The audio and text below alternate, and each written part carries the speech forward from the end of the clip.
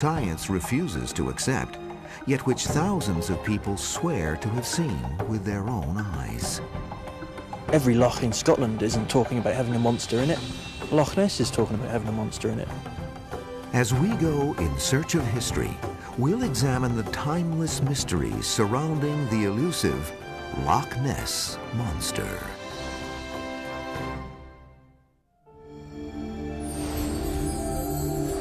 Deep in the human psyche, there lies a need to believe in something fantastic, something powerful, be it God, ghost, or monster.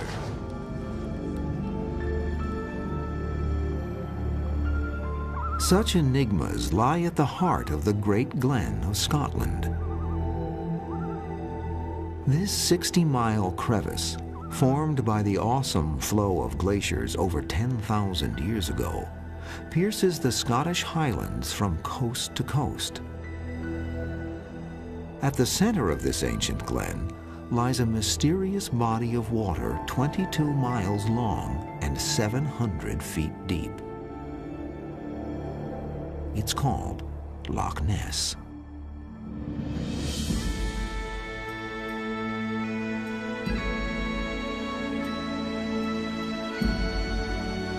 The folkloric tales of the ancient Highland Scots are filled with accounts of strange beasts called kelpies or water horses. These ghostly figures make their homes in rivers and lochs, and according to the lore, disguise themselves as horses, then wait patiently by the shore to lure innocent mortals onto their backs. And what then happens is the rider finds himself stuck to the horse, and the horse then plunges into the depths of the loch, taking the unsuspecting traveller with them. The first written record of an actual kelpie sighting dates from 565 AD, when the Christian saint Columba, while trying to convert barbaric Scottish Picts to his religion, is reported to have saved a swimmer in the river Ness from the jaws of such a beast. The blessed man raised his holy hand, saying, "Thou shalt go no further, nor touch the man." Then at the voice of the saint, the monster fled more quickly than if he'd been pulled back with ropes. Personally, I find it interesting that there is a written record of a water monster in, of all rivers, the River Ness at that time. So I'm saying it's interesting, but let's not take it for gospel just because it's written by a saint. Scottish historians from the 18th and 19th centuries also chronicled such intriguing anomalies as waves without wind, fish without fin, and even a floating island in both Loch Ness and Loch Lomond. Then, in 1933, Loch Ness and its monster entered the modern age. On April 14, 1933, Mr. and Mrs. John Mackay were driving home along Highway 98 on the northeast side of the loch. Gazing out of the window, Mrs. Mackay noticed a strange commotion in the water. 52 years later, she vividly recalls the incident. It just rose out of the water, black, wet, with the water rolling off it. And I yelled at my husband, "Stop the beast." Word of the Mackays' sighting soon reached Alex Campbell, the local water authority and part-time correspondent for the Inverness Courier. And he put in a report that a mysterious monster, possibly the Great Kelpie, had been seen in Loch Ness. And so it grew, a monstrous myth was born at that time, and it grew in the newspapers. Soon more sightings were reported in the local papers. Most described several undulating humps on the surface of the water. Some were of a single hump, similar to an upturned boat, sometimes stationary, sometimes moving purposefully. Other witnesses added details like flippers or a tail, and in a few cases, a head and neck. In October, the larger British newspapers picked up the story. Within weeks, Nessie was a worldwide sensation, offering a welcome distraction from the grim economic and political news of the era, and sparking an international debate on the possible origins of such a beast. A prehistoric creature called the plesiosaur had been offered to explain scores of sea serpent sightings from the 18th and 19th centuries. Could a similar animal have entered Loch Ness from the open sea? Even those who scoffed at the notion of a prehistoric reptile were hard-pressed to suggest anything more plausible. Many witnesses thought the speed and movement resembled an eel, but no eel known to man exceeds 8 or 10 feet in length. A whale would certainly meet the size requirements, but it would be impossible for an animal of that size to enter the Caledonian Canal system, which joins several lochs across the Great Glen of Scotland from the Atlantic Ocean to the North Sea. The favored explanation was that a seal had entered the loch and stayed to feed on salmon. But seals are curious animals and not at all shy of humans. The monster seemed just the opposite. There were other, more cynical theories. Rumors spread that the whole business was a deliberate deception perpetrated by locals to boost tourism. Other skeptics thought it was simply a case of mass delusion. They're looking around, where is this monster? All sorts of stimuli can be seen, anomalous objects can be seen on Loch Ness, and of course they are prone to be misinterpreted by those who aren't familiar with them. So there is a strong psychological factor here. People see what they want to see. If it wasn't a trick of the mind or the tourist industry, why were dozens of people claiming to have seen this huge resident of the loch only now after years of virtual silence? The recent construction of a highway around the loch was one answer. Prior to that, if you drove what little road there was, it was obscured mainly by bushes, trees, and so on, so that very little areas could be observed. Now, if you drive around the loch, you can see into it for most of the distance around the loch, which is of the order of 60 miles. On December 6th, 1933, the first purported photograph of the monster appeared in 2 London newspapers, including the Daily Record. The photographer, a local man, told reporters he was walking lochside when an object of considerable dimensions rose out of the water about 200 yards away. Various popular newspapers of the day offered prizes for a photograph of Nessie, and of course once you offer prizes for something you tend to get it. Within a week, the first motion pictures of something purported to be the monster appeared in British newsreels. Not to be outdone, the Daily Mail announced in December that it had employed big game hunter and movie director Marmaduke Wetherall. The colorful Wetherall's mission was to track the monster to its lair. He's a sort of high-profile sort of character who likes to put himself about, have his name in the newspaper, and the Daily Mail obviously think he's the man to drum up an interesting story for them, which he does very quickly. We saw this great neck emerge from the water, at least about 5 feet, we estimate, above the water, at an angle. Head and neck seem to be one, moving slowly towards the middle of the loch, rather slowly, for about 20 seconds. We never caught sight of the humps, but this great neck moving along, then it moved down with a sideways kind of motion and disappeared. And we hadn't drunk a drop of whiskey that morning.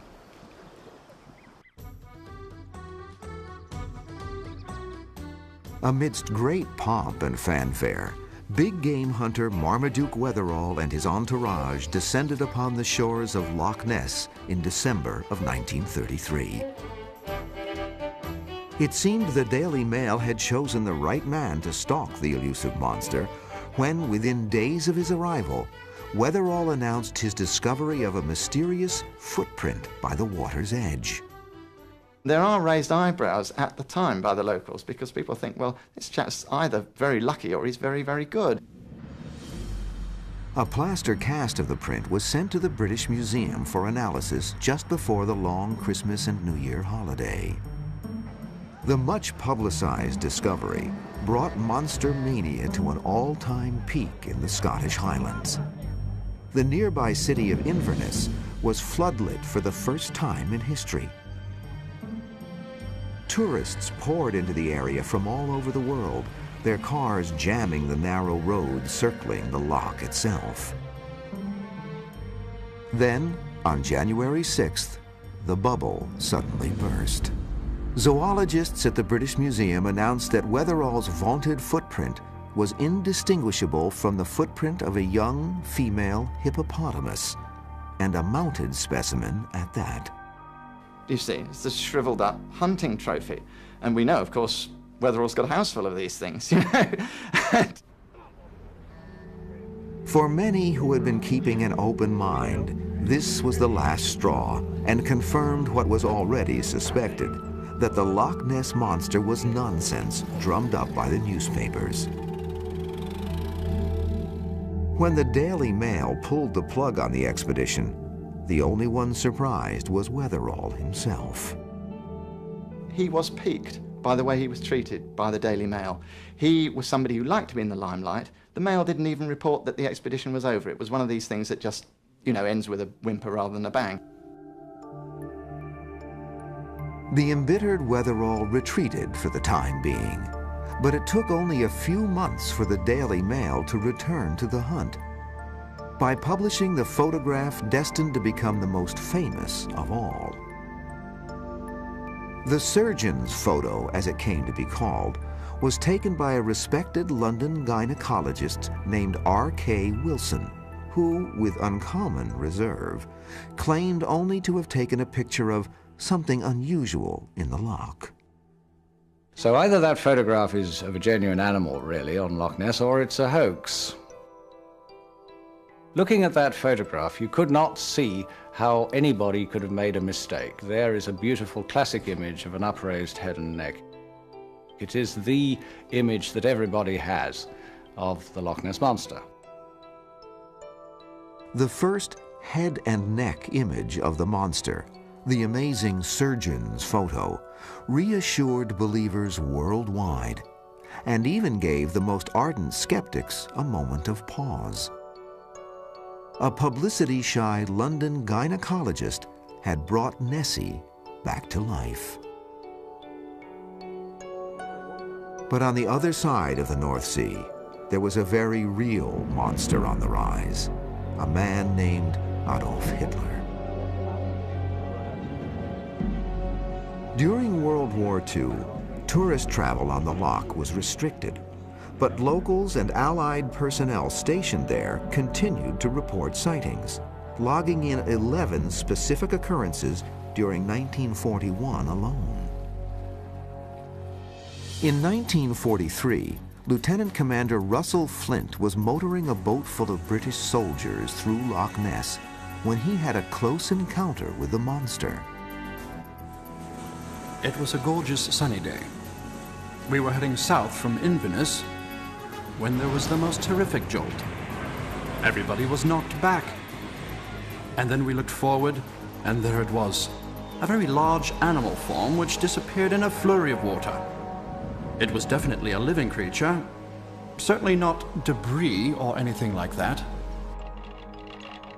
Commander Flint duly reported the incident to Admiralty headquarters. Regret to inform your lordships, damage to the starboard bow following collision with the Loch Ness Monster. Life around the loch returned to normal after the war. In 1952, Ronald McIntosh was traveling with his family on the north side of the loch, heading toward Inverness. I just happened to look and saw this huge commotion in the loch. So we stopped the car, got out, and this huge object, the size I would describe of a bus, flipped over, just absolutely flipped over in the middle of the loch. And that's all I actually saw, but I definitely saw an object. It was definitely something, whatever you like to call it. I obviously would call it the monster. The public was primed for Nessie's return when in 1952 a live coelacanth was captured off the coast of Madagascar. If this living dinosaur, presumed extinct for 2 million years, could elude science, why should there not be others? In 1960, legitimate science finally took up the challenge. A joint expedition of Cambridge and Oxford universities came to Loch Ness armed with echo-sounding gear. This expedition succeeded in determining that the loch could support a group of large predators. That same year, Tim Dinsdale, a British aerospace engineer obsessed with the mystery, decided to launch his own one-man expedition. On April 23rd, his 6th day on the loch, Dinsdale's 16mm motion picture camera captured a large triangular-shaped hump as it moved across the loch. Would this piece of celluloid finally provide the definitive evidence for which monster hunters had been waiting since 1933? Right in the centre of the bay, between this headland with the castle and the far one, was this large lump. It looked very much like a boat that had turned upside down. I glanced at it a couple of times and thought, what's that? And then I thought, oh, it's Nessie. About time I saw it. I've been living here a year. In April of 1960, British aerospace engineer Tim Dinsdale became an overnight media sensation when he released to the world 16mm film of what he believed to be the Loch Ness Monster. These few feet of celluloid re-energized the growing community of Nessie believers. When JARIC, the Photographic Analysis Unit of the Royal Air Force, concluded that the Dinsdale hump was indeed an animate object, measuring over 12 feet long and 3 feet high, many argued that the long-awaited photographic proof of the monster was finally in hand. Still, the critics wouldn't be silenced. Some insisted that the JARIC analysis was flawed and that Dinsdale actually filmed a small fishing skiff. It was known that the farmer actually crossed Loch Ness with a board motor in a dinghy at about that time. But of course Dinsdale was looking for a monster. He spent 10 days or so looking for it, and what he saw eventually was convincing to him that it was the monster he sought. I challenge anyone to look at a good print of the Dinsdale film and conclude that what he's filming there and what you're seeing is a boat. Despite the controversy, Tim Dinsdale was to become the Pied Piper of a new generation of monster hunters. In 1961, war hero and esteemed member of Parliament David James and a cadre of passionate volunteers formed the Loch Ness Investigation Bureau, or LNI, dedicated to proving the beast's existence. It was a generation of protest. And many of the volunteers of the Loch Ness investigation, I think, were here every bit as much to discredit established science as to solve a zoological mystery. So it was a sort of I almost see it as a bit of a protest movement in the 1960s, a vindication of human nature over academic arrogance. James and his team logged over 10,000 hours of surveillance every summer.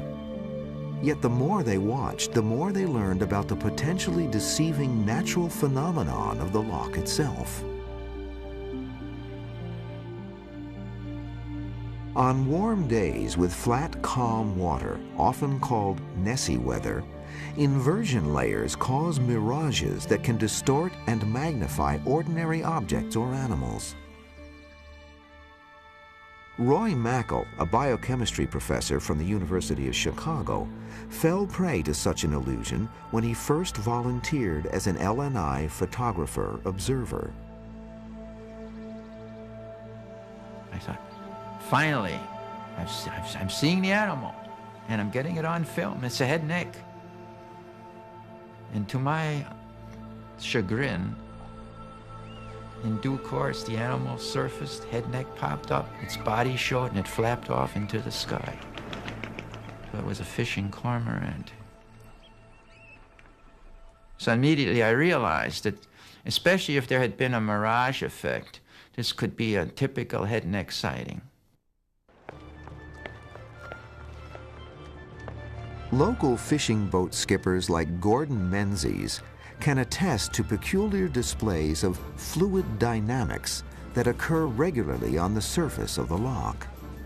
If you've got a set of wakes coming this way and you cut across it, as the two of them are moving across each other, so the tops are flipping, so it looks as if there's actually something alive on the surface. The new evidence led LNI researchers to conclude that a majority of the sightings in the 1930s were probably just honest mistakes. And so the more experienced you become of the water conditions at Loch Ness, the less Loch Ness monsters you see. In 1967, Roy Mackal himself took over as the director of the Loch Ness Investigation Bureau. Mackal was determined to attack the problem with sound, scientific methods.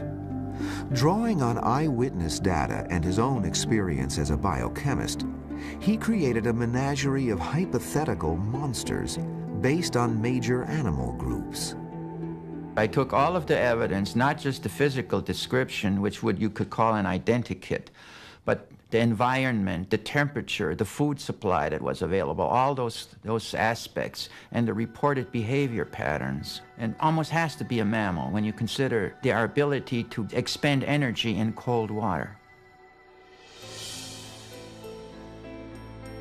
Supporting evidence for Mackal's mammal hypothesis came in 1967 when an LNI cameraman captured the strongest motion picture evidence since Dinsdale.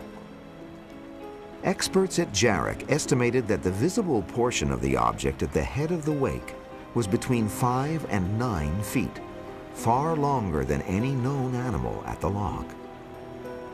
Unlike the object on the Dinsdale film, this monster clearly rises and submerges in the water. Only small portions were showing. And this would be the kind of example of a fish feeder that was tracking fish as food, swimming as rapidly as possible. I mean, it makes perfect zoological sense. It doesn't mean that that's the case, but at least it's a reasonable interpretation of the film. Under Mackal's leadership, support flowed to the loch in the form of corporate sponsorship. More funding meant more sophisticated methods. The most promising new avenue of research was sonar. But the skeptics pointed to the basic flaws of sonar technology as an explanation. And Loch Ness is like a trench with nearly vertical walls, and so sonar is going to be bouncing back and forward from these walls and from the bottom. It's not therefore a very reliable tool for exploring a lake, and especially not Loch Ness. In 1969, the 6-man submarine Pisces and its crew reported sonar contact with a large moving object and approached within 100 yards before the target receded and disappeared. In the end, the peat-stained water of Loch Ness proved a formidable enemy, limiting visibility, even with strong lights, to just a few yards. 3/4 of the way across this bay, something just went for about 10 seconds through against the waves, putting up quite a wash as it hit each wave. So it just went against the waves, and all we could see was the water being thrown up. We both stood there in amazement. It's like, what's that going through there? And then by that time it's gone. It was that brief. In 1971, the Loch Ness Investigation Bureau permanently closed its doors. Its hunt ending in a matter reminiscent of big game hunter Marmaduke Wetherall's back in the 30s, with a whimper, not a bang. Had this ambitious and expensive quest been merely a grandiose folly? We would all like to find a real live dragon. And as long as there are people looking at Loch Ness and seeing things they don't understand, that dragon will live. As some dragon slayers retreated, new ones took their places on the field, armed with even more impressive weaponry. The hunt for Nessie now moved underwater. At the forefront of that effort was the Academy of Applied Science, or AAS, led by a Boston attorney and MIT graduate named Robert Rines. And he brought time-lapse cameras, flash cameras, to Loch Ness and moored them, firing the strobe light into the dark. An underwater ambush, if you like. The AAS designed an ingenious method for taking a snapshot of the Loch Ness monster. A stroboscopic camera rig and floodlight positioned underwater would alert the team to anything passing through its beam. For 2 years, Rines and his AAS colleagues waited as their camera hung suspended in the murky depths. Then, early one August morning in 1972, a wide swipe of ink appeared suddenly on the Echo Trace printer. Something very large was moving through the sonar beam. The AAS rushed their film to Pasadena's Jet Propulsion Laboratory for computer enhancement. The results were astonishing. 2 of the stills yielded remarkable images of a flipper-shaped object, apparently cruising past the camera lens. Energized by their success, the Academy of Applied Science returned to the Loch with an improved camera rig in 1975. The result was a new set of photos, which were destined to cause a firestorm of controversy. The first photograph, after computer enhancement, seemed to show a body with a long neck and head. The second photo was analyzed by a noted zoologist who claimed that the object showed signs of bilateral symmetry, suggesting eye ridges, nostrils, or other protuberances. Could this grotesque shape, this gargoyle head, be the first close-up of the face of the Loch Ness monster?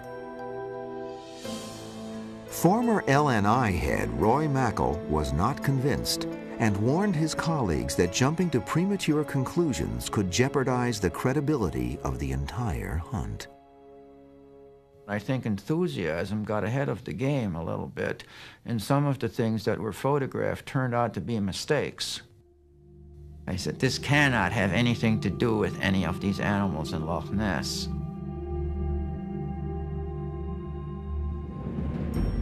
Yet the creature's fans were not to be dissuaded. That very same year, nearly 200 scientists, reporters, and members of Parliament gathered at the House of Commons to hear Robert Rines, Mackle, and others present their evidence. More than 40 years after her mystery began, Nessie would finally have her day in court. What happened is we each made our presentation with the emphasis being on the Rines photographs, the actual screening of those pictures and the discussion, the details of how those were obtained, the size, shape, and all that sort of thing. These earnest Nessie researchers were besieged with ridicule and criticisms. Scientists from the British Museum insisted that the photographs did not constitute acceptable evidence of the existence of a large living animal. the upshot was that, you know, the monster people went away thinking, oh, well, you know, we did our best and these stuck-in-the-mud scientists won't believe us, you know, what can we do? And then it all went quiet. I saw an object that I would describe as whale-like surface. And we watched it just track right across the loch. And the interesting thing is that this, to my knowledge, is the longest corroborated view, absolutely authentic, with 7 witnesses that I know of.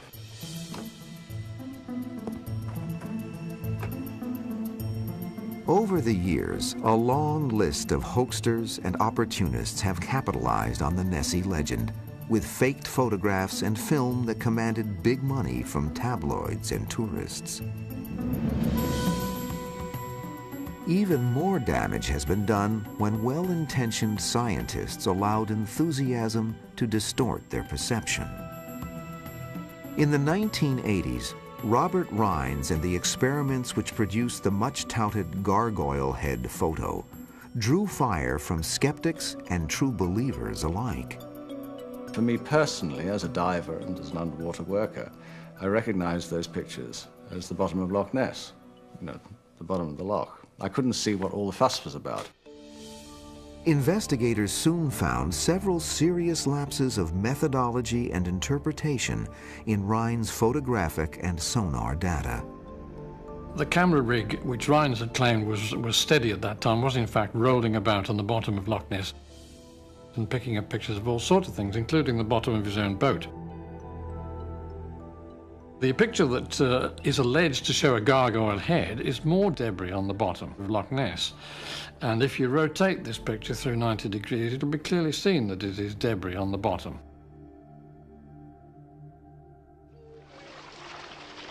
A few years later, a diver explored the site and discovered a tree stump on the loch floor bearing a strong resemblance to the infamous gargoyle head, right down to its bilateral symmetry. Then came the most damaging revelation, that overzealous magazine editors had retouched with an airbrush the famous 1972 Flipper photos. Now, for that to happen at all is all wrong. If it happened just in a newspaper or magazine, that would be something.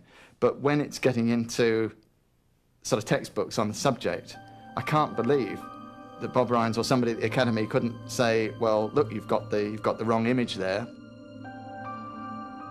This is a very serious negative effect, because once these are the more discredited evidence you have, the more people are inclined to reject everything. With Rines himself now doubting the validity of his photos, the hunt for the Loch Ness Monster lost much of its hard-won scientific credibility.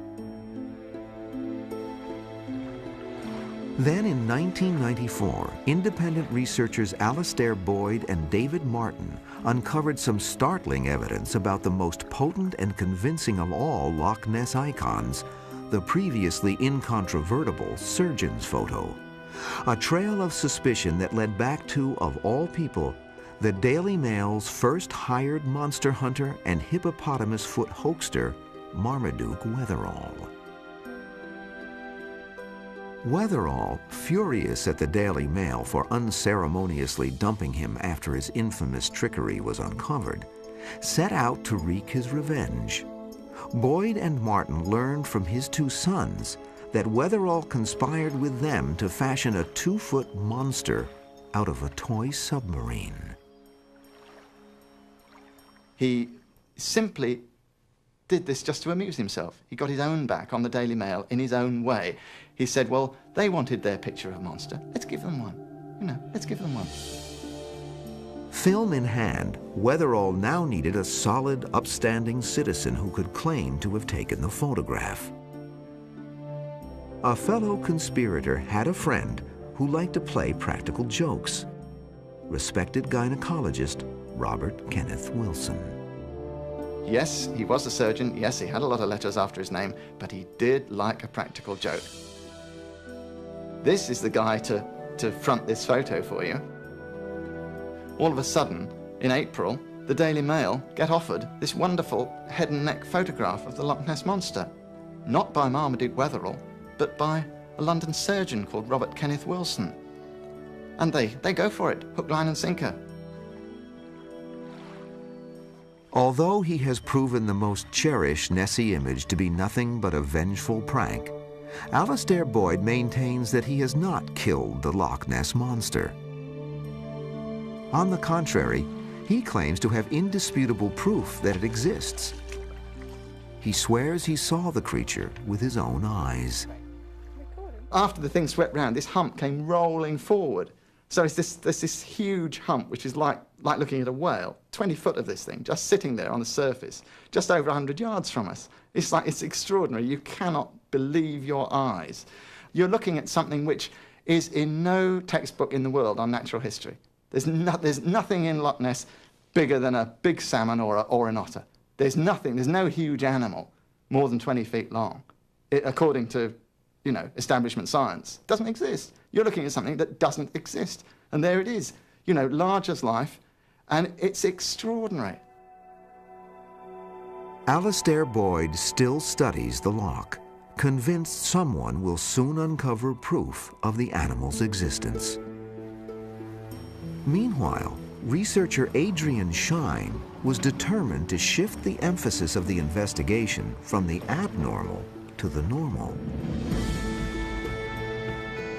The first step in Shine's effort to legitimize Loch Ness research was Operation Deep Scan, a line of 19 powerboats equipped with echo sounders which moved like a minesweep operation down the entire 22-mile length of the loch. Part science, part publicity stunt, it became one of the biggest media events of 1987. But Nessie was not far from everyone's mind. We used it as another sort of mine-sweeping exercise. We were sweeping Loch Ness safe for science. That's what we were up to. On day one, Operation Deep Scan detected 3 large objects in open water, which could not be found or identified later. But on day 2, there were no unusual sonar hits. And what I ended up saying, unpopularly, was that there weren't any 30-foot plesiosaurs in Loch Ness after all, oh groans, that if there was anything behind it at all, maybe there were some big fish involved. That was about as far as I could go at the time. I, of course, have the benefit of finding so much else in Loch Ness to interest me. And perhaps I slew my dragon. I might take a personal satisfaction in that, but I don't expect anybody else to thank me for slaying theirs. Others insist that Deep Scan proved nothing except that the animals are sensitive to disturbances in their habitat, which explained the lack of hits on day 2. It's not a no-go area anymore. I mean, all right, they aren't looking for Nessie, but it is becoming safe for science.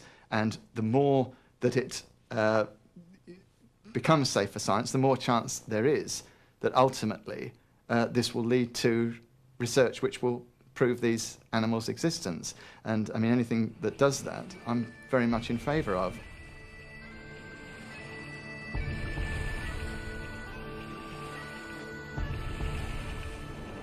The awe-inspiring beauty of Loch Ness attracts more visitors today than at any time in its history. And one thing hasn't changed since the Nessie heyday of the 1930s: the lure of an encounter with the unknown. People come to this mystical spot hoping to glimpse the Loch Ness Monster. And every year, a few more do.